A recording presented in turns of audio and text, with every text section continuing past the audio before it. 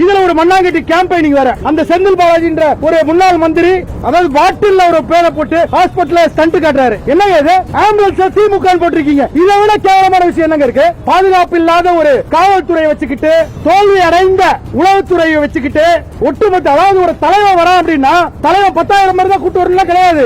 10,000 பேர் சொல்லுவோம், 10 லட்சம் பேர் வருவான். 10 லட்சம் பேர் வந்தாலும் அந்த பாதுகாப்பு தர வேண்டியது கவர்மெண்ட் கடமை. பொலிட்டிக்கலா ஜெயிக்க அப்படின்னு ஒரு 6 மாசம் டைம் இருக்குல்ல, நிறைய நலத்திட்டம் பண்ணுங்க, மக்களை கவர் பண்ணுங்க, அப்படி ஓட்டு வாங்குங்க.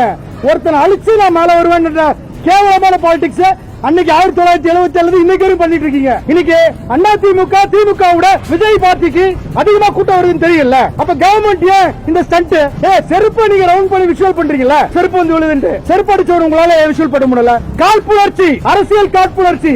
அரசியல் காழ்ப்புணர்ச்சி ஸ்டேஜ்ல பேசு. புரட்சி தலைவர் எம்ஜிஆர் அவர்கள் வரும்போது லத்தி சார்ஜ் பண்ணீங்க, அதான் இன்னைக்கு விஜய்க்கு நடக்குது.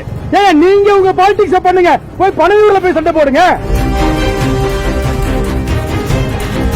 எம்பி சதீஷ், நான் வந்து MHA உடைய எக்ஸிகியூட்டிவ் கமிட்டி மெம்பரா இருக்கேன். All India seats Ambedkar advocate association உடைய நேஷனல் செக்ரட்டரியா இருக்கேன். இந்த சந்திப்புக்கு